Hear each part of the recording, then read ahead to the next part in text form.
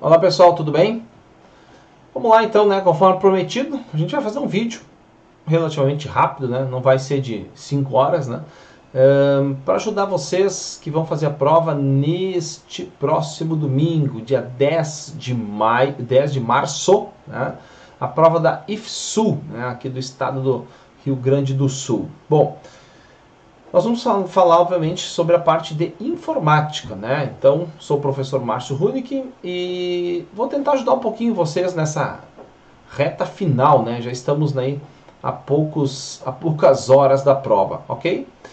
Então, vamos lá. Eu vou comentar só um pouquinho do edital aqui, né? Tá junto o edital, né? A gente vai falar das questões e vou falar do edital também. Vejam bem, esse vídeo não vai ter nenhuma edição, tá? Então se tiver um som no fundo, alguma coisa assim, vocês levem numa boa, tá? É um vídeo caseiro para tentar ajudar um pouquinho vocês aí, ok? Então vamos lá. Primeira coisinha que a gente tem que ver aqui do edital, né? A gente vai ter fundamentos de computação, o que vem a ser isso, tá? Por enquanto dá para ler aqui. Nós vamos falar sobre coisas da informática no geral, tá? Deixa eu só fazer a transição, né? Já tinha me esquecido disso, beleza? Então, o edital aqui, né? Os fundamentos da nossa computação. E aí, dentro disso, né? Eles vão cobrar processamento de dados, vão cobrar componentes de um computador. Aí nós temos o hardware, o software e os periféricos. Hardware é a parte, né, das peças em si, que a gente pode tocar. Software vão ser os programas. Os periféricos normalmente são as coisas que a gente vai ter ao lado do computador, né, junto com ele, mouse, teclado, monitor, impressoras, tá? Eles não fazem parte exatamente do computador, então por isso pode ser chamado de periféricos, né? Então na periferia. Depois a gente tem o armazenamento de informações, né, onde a gente vai armazenar eles na memória principal, que é a memória RAM, só que esse armazenamento é temporário e ele é volátil, né? Depois a gente tem os conceitos gerais de sistemas operacionais, softwares de proteção e segurança, tá? Proteção e segurança está aqui embaixo também, então meio estranho eles citarem isso duas vezes, tá? Depois a gente tem as 3 ferramentas de edição de texto do LibreOffice, né? Eles falam em aplicativos livres, então a gente vai falar de LibreOffice aqui, Writer, Calc e Impress. Temos questões sobre cada um desses caras aí, a gente vai dando uma conversadinha sobre isso. Principais aplicativos para gerenciamento de arquivos, né? Então o explorador de arquivos, né? Seus conceitos gerais, do Windows, né? Principalmente.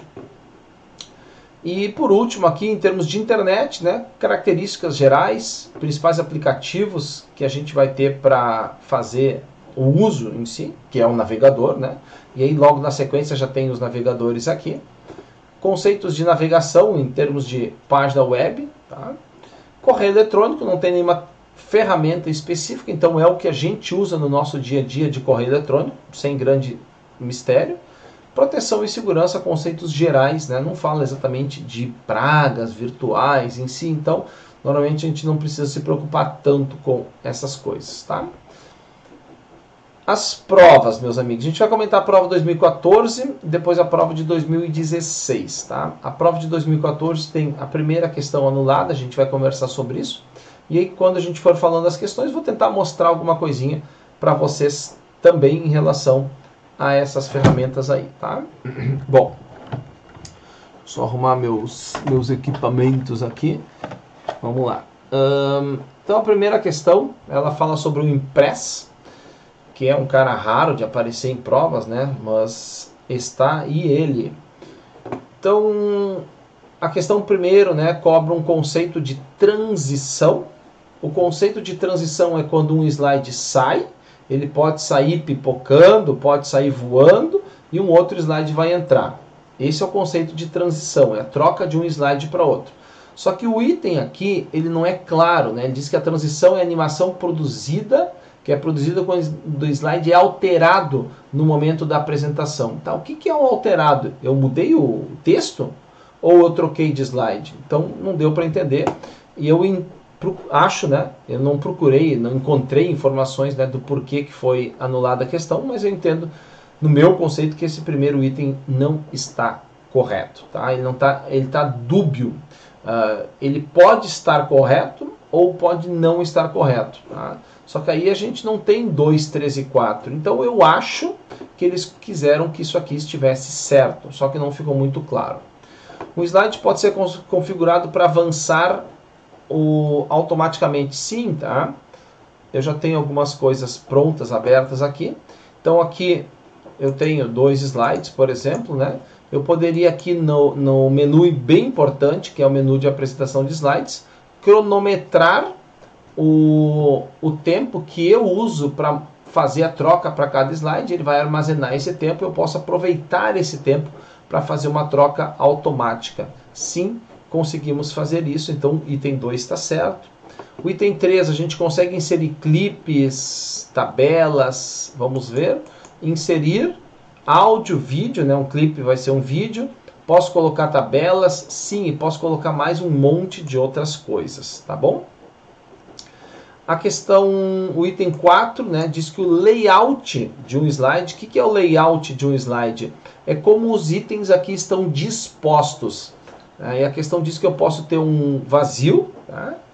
E eu posso ter um com até 6 partes e um título. Então tá aí, ó, tá? Então eu tenho 6 pedacinhos e mais um título para a gente utilizar. Tá? Então mais um item correto, tá? Então o layout, a gente tem alguns conceitos importantes aqui, né? Transição, a troca de um slide para outro. Layout é como os objetos, né, como os espaços de campos para texto ou figuras vão estar dispostos no meu slide.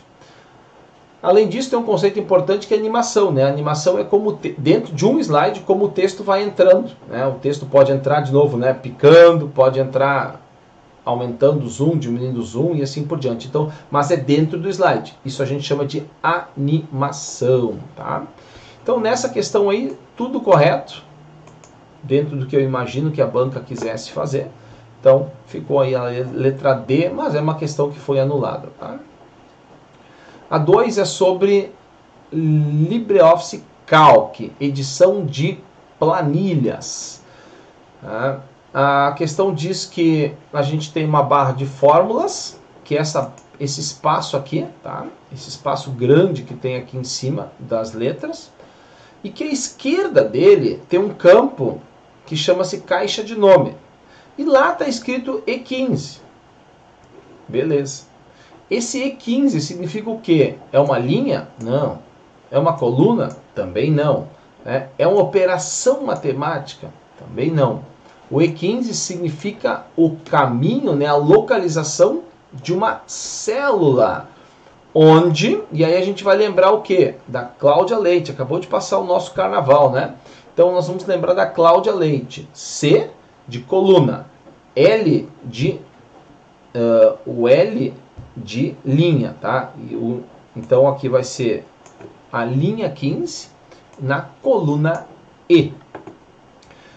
Célula da planilha, já vamos destacar aqui para não ficar dúvidas, onde a célula especifica, a letra especifica a coluna, sim, Cláudia Leite, né? CL. E o número especifica a linha, muito bem, tá? Uma questão bem tranquila, né? Falando aí do nosso querido Calc, falando desse E15 que está bem à nossa esquerda. Ele significa, né, a coluna E e a linha 15. Se tiver um barulhinho ao fundo, né, nesse momento 1h54, né, da madrugada de sábado, e está chovendo em Porto Alegre, tá? Desculpe aí, né? O pessoal da casa faz toda a edição, lindo, maravilhoso, né? A gente não vai ter tempo de fazer isso, então segurem as pontas, tá? E a terceira questão agora, né? Já tivemos impresso, já tivemos o Calc, agora o Writer, tá? Ele pergunta, né, o que é o conceito de autocorreção, tá? Vamos abrir o Writer.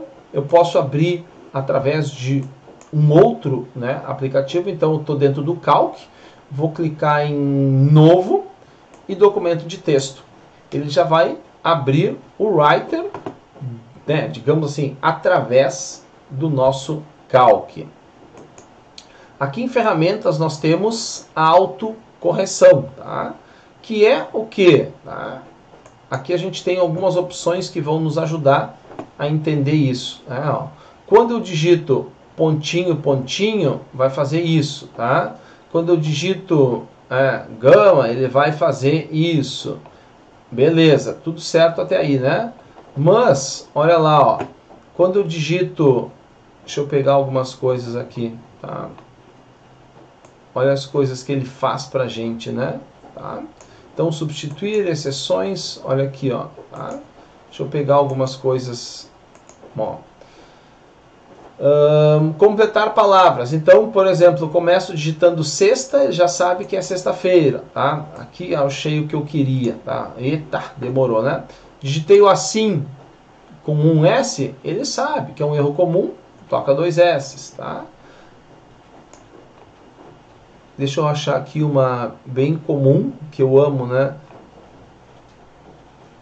Ó, digitei advogado. Eita, isso faz a gente tremer, né? Advogado, ele vai lá e corrige para advogado, tá? Então, essa ideia da autocorreção. Tem várias considerações que a gente pode utilizar aqui, tá? Então, para que serve? Para a gente fazer um... Ó, digitei assim. Deixa eu aumentar a fonte aqui. Digitei assim errado, né? Ele vai lá e automaticamente corrige. Então, autocorreção. Vamos ver se tem alguma coisa que nos ajude. Alteração automática de um termo substituído por seu sinônimo. Não está de todo errado, né? Porque se a gente colocar lá o gama, ele traduz por um sinônimo do gama, mas é um outro símbolo, né? Inserção automática de palavras incorretas no dicionário. Não, ele não vai colocar a palavra no dicionário, né? Ele vai simplesmente corrigir.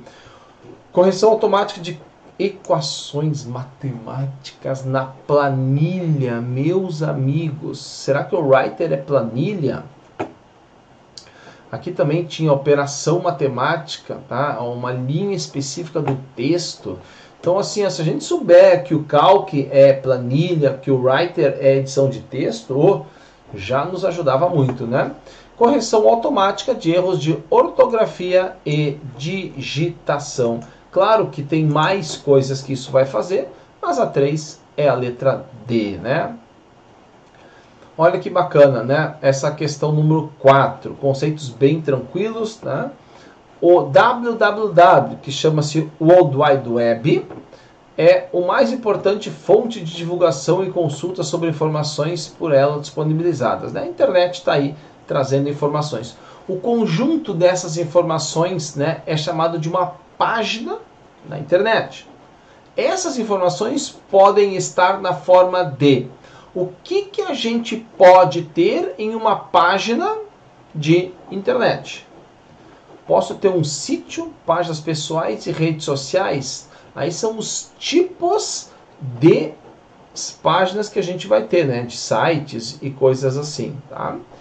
Posso ter computadores, notebooks, celulares? Não, meu Deus do céu. O cara que marcou isso aqui, me desculpe, mas ele não entendeu a questão. Pode ter e-mail, navegadores e protocolos? Não. Desculpa. A gente quer saber que tipo de informação vai ter na página da internet. Textos, fotos, figuras, sons e assim por diante, né? World Wide Web é exatamente essa integração, né, entre os diversos componentes que a gente pode ter. Texto, vídeo, som, imagens e assim por diante, ok? Então, uma questão um pouco mais teórica, mas sem grande dificuldade, né?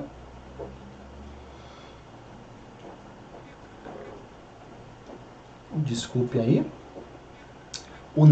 Essa aqui eu não concordo com a resposta, mas tudo bem, né? Bora lá.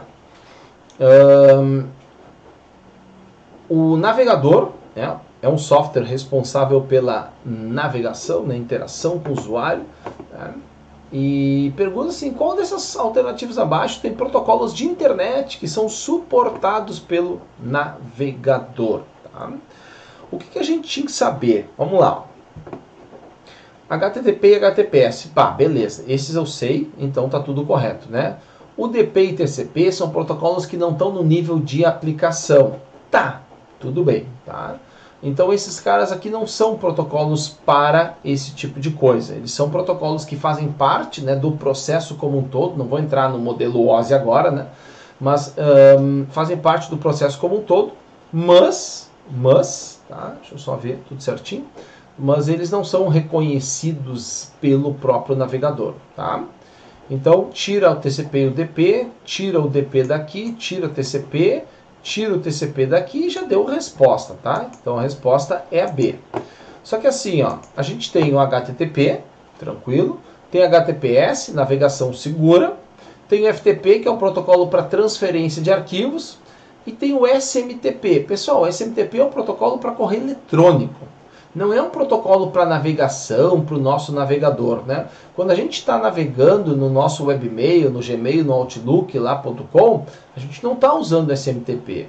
E o envio dessas informações, ela não acontece pelo nosso navegador, ela acontece lá no provedor de serviços. Então o navegador não vai usar SMTP. Pelas alternativas, era a melhor resposta. Mas não concordo que são suportados pelo navegador, né?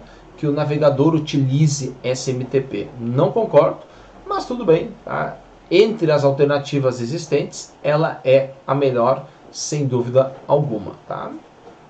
Então, mais um pouquinho de correio que a gente viu lá, né? E conceitos de internet, tá? O explorador, o Windows Explorer é o gerenciador, né, de arquivos do Windows 7. Beleza, a estrutura do explorador mudou, criando bibliotecas. Tá? Então, conhecer um pouquinho do Windows Explorer. Essas bibliotecas são, por padrão, 4. Só precisava saber 3. Quais são elas? Né? Não tem arquivos, não tem filmes. Não tem arquivos, não tem filmes. Tem vídeos, mas não tem filmes, tá? Então, documentos, músicas, imagens e vídeos, tá? São os nomes das nossas bibliotecas. Eu estou no Windows 10, tá? Mas, tudo bem, tá? Aqui, ó, por padrão, a gente não enxerga do lado esquerdo as bibliotecas. Então, a gente vai lá no exibir, desculpe, né? No exibir e clica aqui em painel de navegação, né? E aí tem o mostrar bibliotecas aqui, tá? E aqui a gente tem então as bibliotecas, documentos, imagens, músicas e vídeos, tá? Vou desmarcar aqui. Então, por padrão no Windows 10, no 10, tá? Por padrão não vem mostrado, mas no Windows 7 vem sim. E faltou a vídeos aqui. Tá? Se a gente abrir lá no Windows 7, né, abrir o menu iniciar, tem esses 3 caras aí. A vídeos não está no iniciar. Então, de repente, eles aproveitaram e fizeram isso. Tá? Aqui a gente tem a questão número 7 relacionada a dispositivos, o item 1, né, do nosso edital, que é de hardware, né, de entrada e saída. Então, a gente tem que pensar o seguinte, ó. Eu consigo manipular esse dispositivo, o monitor, não está dizendo que é um monitor touchscreen. Então eu não manipulo, eu não coloco nenhuma informação ali. Não, eu recebo informações do meu monitor. Então o monitor é um dispositivo de saída. Já elimina 2 alternativas. O teclado, a gente recebe informações do teclado ou a gente envia informações do teclado? Bom, a gente envia informações. Então ele é um dispositivo para entrar, né, um dispositivo de entrada que vai trazer informações para serem processadas em si. Né? Cliquei numa tecla. Essa tecla ela tem que ser mostrada na tela. Como assim? É exatamente isso. Então é um dispositivo de entrada. O mouse segue a mesma coisa, né? Então era saída, entrada, entrada, né? Já temos a alternativa aqui. A impressora, ela manda alguma coisa para o impressora, não é multifuncional. Ela manda alguma coisa para o computador? Não. Então é que nem o monitor, ela recebe as informações do computador. E o scanner, a gente vai digitalizar alguma coisa e vai mandar para dentro do computador. Então é um dispositivo de entrada, tá? Esse tipo de questão não é difícil, a gente não pode errar, ok? E aí pensem sempre nesse formato, né? O que é um dispositivo de entrada e o que é um dispositivo de saída, tá? E a última aqui é a última da prova de 2014, tá? O hardware, hardware e software de novo aqui, né? Aquele itemzinho lá o primeiro item do nosso edital. Hardware é um equipamento propriamente dito, incluindo periféricos, componentes, placas e fios. Sim, né? Dentro do hardware, lá dentro do computador, tem tudo isso e muito mais coisas, ok, né? O sistema operacional, editores de texto e editores de imagens são exemplos de softwares. Sim, né? Exatamente isso. Perfeito, né? A CPU, Unidade Central de Processamento, é responsável por executar as instruções e as operações lógicas e aritméticas. Vou escrever aqui, tá? A gente tem o processador, né? Isso aí, nós estamos falando de processador. Ele é dividido em unidade de controle e unidade lógica e aritmética, tá? Claro, tem mais um cara chamado registradores, tá? Então, são esses três os componentes de um processador. Responsável por executar as instruções, tá? É o unidade de controle, vai fazer todo o controle em relação a isso. E a ULA, unidade lógica e aritmética. O L do lógica e aritmética, sim. Então, perfeito, né? É exatamente isso que a gente tem. A memória principal é responsável por coordenar o hardware do computador, ativando recursos na medida que são solicitados. Não. Não tem nada a ver com a memória. Quem vai controlar, coordenar o hardware, ou é a placa-mãe em si, né, o equipamento de hardware, ou, na perspectiva do software, é o sistema operacional. Eu acho que a melhor resposta aqui, né, claro, depende se eu quero saber qual hardware ou qual software. Mas eu acho que o software seria a melhor definição aqui. Então, o sistema operacional é responsável por coordenar o hardware. Sim. Ativando recursos na medida que são solicitados. Sim. Mas esse item aqui está muito, muito errado. 1, 2 e 3 estão certas. Maravilha, né? Então, uma provinha tranquila, meus amigos. Não dá para dizer que é uma prova difícil, tá? Vamos seguir o baile? Então, nós estamos aí com 20 e poucos minutos. Vamos seguir o baile aqui, tá? Sobre segurança, tá? Ó, o itemzinho de segurança agora. A senha 987654 é um exemplo de senha de sequência de números segura para uma senha. Opa, se isso aí for seguro, meu Deus do céu, né? Sequência de teclado nunca é recomendado. Então, muito, muito errado isso aqui, tá? A utilização de datas de aniversário em senhas não é seguro. É claro, está correto, né? Essa primeira estava errada, essa aqui está correta. Por quê? Porque eu não devo usar a data de aniversário das pessoas que estão próximas da gente, né? Porque o formato normalmente vai ser 2 meses, 2 dias, né? Dia, mês e ano, aí o ano com 4. Então a gente já sabe até pelo tamanho se está usando o ano com 2 ou com 4 caracteres, tá? Então tá certo, porque a data de aniversário não é uma boa para senhas. Preferencialmente, uma senha deve conter até. Cuidem quando vocês lerem o até aqui, porque deve ter mais do que 8. Beleza, aí estaria correto. Mas dizer que uma senha deve ter até 8 está muito errado. Não pode, né? Ela 6, 7, 8, né? Não tem um número exato para isso. Mas uma senha, pelo menos ela tem que ter uns 6 caracteres. Aí a gente poderia dar como certo isso, mas está errado, tá? Então só 2 está certo. Para melhorar a segurança da senha, né, pode-se trocar letras e símbolos, como por exemplo trocar o A pelo arroba, o E pelo 3, ou o 3 pelo E, e assim por diante, tá? Exatamente o que a gente tem escrito lá na nossa apostila. Então itens 2... item 2 e item 4 estão corretos, tá? Conceitos gerais sobre senhas. Tem uma dificuldade técnica aqui? Não, né? Bem tranquilo.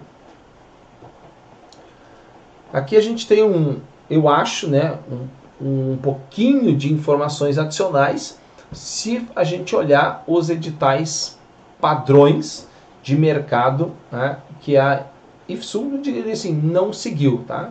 Quando se quer cobrar esses conceitos de worm e vírus, né, que claro, que foram bem superficiais, mas a gente deveria ter lá pragas virtuais no nosso edital. Não tem, mas tudo bem. Tá? E foi 2016. Então, com o intuito de prejudicar o usuário, né, de um computador, né, a gente tem um software chamado malware, né, que pode ser classificado como vírus, cavalo de Troia, worm e vírus. Opa, tem 2 vírus, tem um cavalo de Troia e um worm. Vírus podem transmitir doença ao usuário.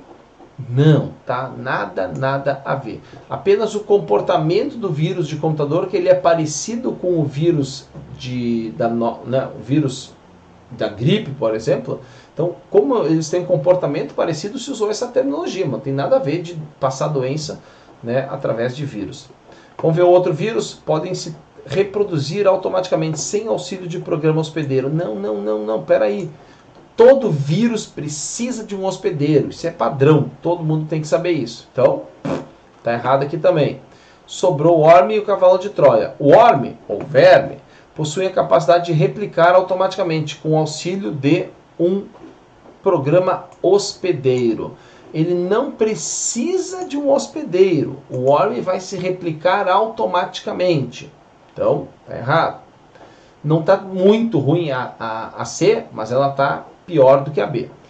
A B diz cavalos de Troia, né, ou trojão, aparentemente possuem propósito benigno, sim, mas secretamente executam algo malicioso. Perfeita definição, né? A gente pediu o Office pirata, ganhei o Office pirata. Só que eu ganhei alguma coisa a mais, tá? Então ele dá essa ideia de ser uma coisa boa, mas na verdade ele vai trazer algum prejuízo para o nosso computador, certo, tá? De acordo com as especialidades, computadores podem ser classificados, tá? Então, que tipos de computadores a gente tem, tá? Públicos, privados, né? Aqui são definições um pouco mais complexas, né? Do tipo assim, tá? O que é uma especificidade, né? Bom, não são públicos comerciais compartilhados, né? Isso aqui está completamente fora, a C e a D. Então, aqui a gente poderia definir os tipos de computadores pelo seu tamanho, tá? A gente tem os computadores muito pequenos, que vão caber na palma da mão. Depois a gente tem os computadores, os notebooks, tá? Nós temos os computadores pessoais, tá? Que são os PCs que a gente utiliza hoje. E nós temos os mainframes, que são os computadores gigantescos, né? Assim, gigantesco hoje em dia, tá?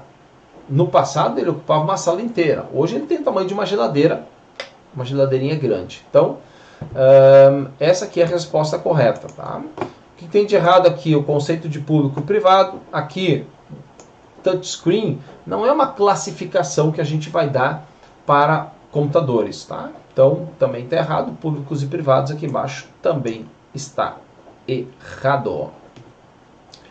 Essa aqui é uma questãozinha um pouco mais chata, tá? Se a gente olhar, vamos lá, no Explorer, no canto superior direito lá, a gente tem, né, um campo disponível para pesquisa. E ele pergunta como que eu vou fazer pesquisa de arquivos com a extensão .doc. Então eu poderia, tá, fazer uma pesquisa, né? Deixa eu pegar aqui, tá? Tira esse cara daqui. Uma travadinha, vamos lá. Eita. Tá, vamos lá. Eu preciso lá no campinho, né, digitar uma pesquisa que vá procurar arquivos .doc, tá? Eu diria assim, ó, a letra C resolve, mas vai trazer coisas eventualmente a mais. Então, se eu quiser ter uma pesquisa completa e restrita só para arquivos do tipo, né, a gente vai ter que usar essa sintaxe aqui. Tá? É mais chata? Sim, é uma questão chata, né, sem dúvida alguma, mas o que nós vamos fazer? Né? As outras não vão funcionar, né? A gente não escreve extensão. Mesmo que a gente use esse conceito, a gente não usa essa terminologia, esse termo lá para fazer a pesquisa. Então, não, né? Beleza, é o tipo, né? É um padrão aí que se estabeleceu. Vocês podem testar lá, vai funcionar direitinho. Estamos na prova de 2016, então voltou o nosso querido pacote do LibreOffice. Aqui ele pergunta, né, desses 4, olha que entre aspas, né, que sacanagem. A gente tem que conhecer os ícones aqui em cima. Eu diria para vocês, se ainda houver tempo, sim, dê uma olhada nele. O primeiro é esse cara aqui, ó, alterar marcas de formatação. Tá? Então o que ele faz? Ele marca... Desculpe. Ele vai marcar quebras, tá, de parágrafo, por exemplo. Tá? Então aqui a gente já está na próxima página e está lá tudo bonitinho, né? Aqui tem a marca e assim vai.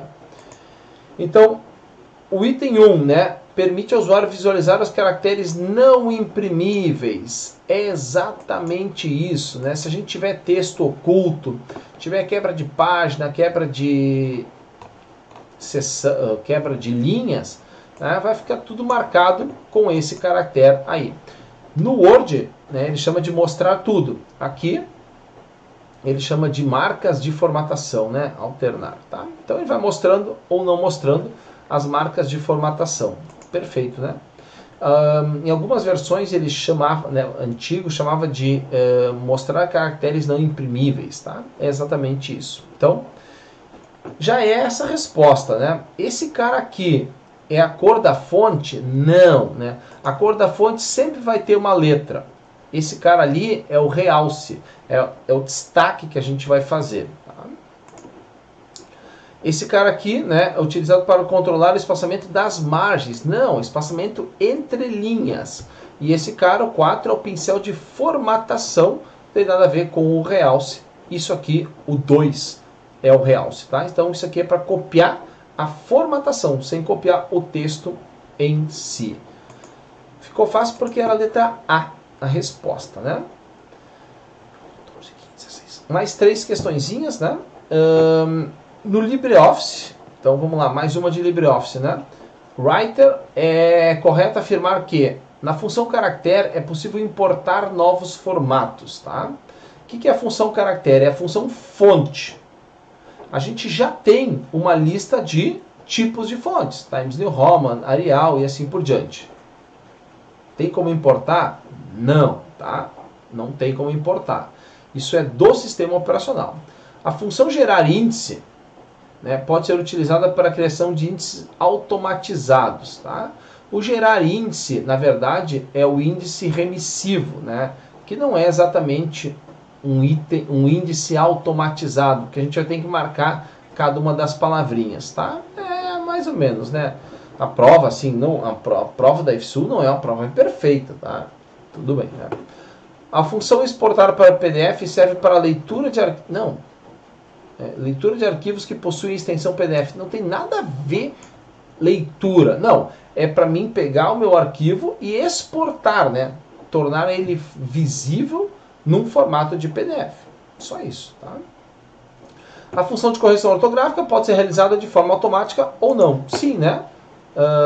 Aqui, ó, tá? Ortografia e gramática. A gente pode, tá, deixar ela ativada ou desativada, tá? Então, é por aí que a gente vai se divertir com isso, né? Se eu for em ferramentas, tá? Então, ó, a verificação automática habilita ou desabilita essas coisinhas, tá? Então, sim, sim, essa aqui é a nossa resposta, tá? A função pode ser realizada de forma manual, né, com F7 ou com Shift F7 para fazer ele de forma automática. A gente deixa ele ligado, tá? Mais uma perguntinha do Calc, né? Então, nessa prova aqui, a gente teve 2 do Writer e 2 do Calc, das 8 perguntas, tá? Aqui, né, para quem assistiu minhas aulas aí, né, a gente, nas aulas gratuitas, né, pelo canal do YouTube da casa, a gente nem sempre conseguiu colocar todas as informações. Mas quem assistiu nossas aulas já, várias vezes deve ter ouvido eu dizer que que a célula, né, a linha ou a coluna vai ficar amarrada. Então a gente tem um símbolo que eu digo, é uma corda, que a gente vai amarrar o conteúdo da célula. Deixa eu explicar para vocês o que a gente está falando.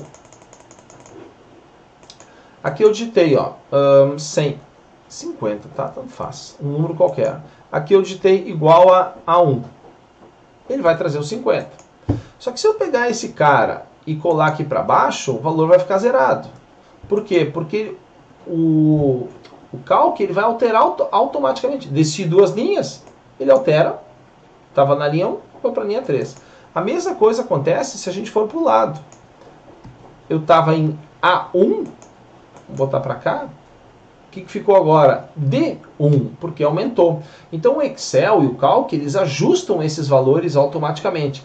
Mas em algumas situações a gente não quer que esses caras mudem. Nesse exemplo, por exemplo. Tá? Então aqui, ó, o que eu vou fazer? Sai daí. Eu vou pegar e vou amarrar o cara, já estou dando a resposta, tanto a letra quanto o número, vai ficar amarrada. Agora, Ctrl C, Ctrl V, Ctrl C e Ctrl V. Então, o que ele ficou? Ficou a 1, porque o A está amarrado e o 1 também está amarrado, certo? Então, o símbolo que a gente vai utilizar para isso é o símbolo de dólar, que eu, né, sempre uso a referência de uma corda. Está amarrado, esse cara não vai mais se mexer, ok? Então isso aí a gente chama, né, esse cara ele nos permite utilização de referências, tá? E quando ele está em um só, eu amarrei os dois. Se ele está em um, a gente chama de referência mista. Se ele está nos dois, que é como eu fiz, a gente chama isso de uma referência absoluta. Ela nunca vai mudar, absolutamente sempre a mesma, tá? Então a B aqui é a nossa resposta. A última questão, a gente tinha que ter um cuidado, né? Ele usa uma função chamada concatenar, que não é tão comum, mas ela está lá nos nossos materiais sempre, né? A função concatenar, ela faz o quê? Ela junta texto. Deu, só isso. E nesse caso aqui, o número 1, o 2, o 5 e o 7 são textos. Por quê? Eles são números, eu sei. Mas pela função concatenar, eles simplesmente vão ser convertidos, vão ser transformados em letras, em texto. E aí a função concatenar vai pegar simplesmente os dois caras e vai juntar eles. 1 e 2 vai virar 12, 5 e 7 vai virar 57. Tá? Então a função concatenar, que ela serve para juntar texto, ela vai fazer isso também com números que estão aí perdidos, né? Que são números, mas que neste momento vão ser convertidos para o conceito de textos. Legal? Meus amigos de fé, assim, é uma revisão extremamente rápida, tá? Mas já dá para ter uma ideia aí de que a informática para a IFSUL não é um grande problema. Claro, tem que estudar, sem dúvida alguma, né? Mas não é algo assim, não é um bicho de 7 cabeças, tá? Claro, tem alguns cuidados, né? Aqui, por exemplo, será que ele junta números? Sim, ele vai juntar números, né? Aquela que eu comentei, a questãozinha mais difícil, essa 12 aqui, para mim, de todas as 16, é a questão mais dificilzinha que a gente tem, porque não é extensão, é tipo o formato que a gente vai utilizar. Bom, meus amigos, fizemos aí uma revisão muito rápida, né, dos conteúdos, e nas questões eles cobraram todos os conteúdos, né, isso que é bom, tá? Então a gente deu uma revisadinha, né, rápida e objetiva em relação a isso. Espero sinceramente que vocês tenham gostado, né? Deixa eu fazer aqui a minha homenagem às pessoas que fizeram a solicitação, tá? Então, este vídeo vai para, né? Este vídeo vai para, o Oscar vai para, né? Lu Farias, tá? A nossa querida Beatriz, que foi a primeira, né, menina, né, primeira moça, tiveram 3 pessoas que fizeram a solicitação formalmente aqui, né? Formalmente por e-mail, né? Então, a Beatriz, a Lu Farias e M. Zanella, né? São as 3 pessoas que pediram, né? 3 pessoas pediram uma coisa, a gente faz. Imagina se mais gente pedir, tá? Então, a vocês 3 aí, especialmente para vocês, né? Podem compartilhar esse vídeo com quem vocês quiserem, tá? Mas a vocês 3, o meu sincero agradecimento, né? Por nos proporcionar, né? Por trazerem essa demanda. E assim, desejar a melhor prova possível. Tá? Eu tenho certeza que informática não vai ser um grande problema na prova, né? Porque a IFSU não é uma banca que costuma complicar isso demais. Então, tenham tranquilidade, convicção e cuidado. Um detalhe que a gente sempre avisa, eu vou avisar pela 15ª vez. Organizem, façam um planejamento do tempo. Tá? Vocês podem perguntar a hora lá, não vou levar relógio, beleza. Perguntem pro guia lá, agora me veio, né, pro cara lá que está ajudando, né, fiscal, perguntem para ele o horário e aí vocês façam uma programação, saiam com essa programação na cabeça. Tem que fazer 10 questões em 2 horas, tem que fazer 20 questões em 4 horas, tá? Não sei exatamente o tempo da prova de vocês, então façam um planejamento em relação a isso. Muito importante. A informática, ó, vai ser rapidinho, com certeza, tá? Pessoal, de novo, não vai ter edição, não vai ter nada, vai ter um sonzinho de chuva provavelmente ao fundo, mas é o que a gente conseguiu fazer para essas 3 pessoas que vão ter uma excelente prova, tá? Beijos! Fui!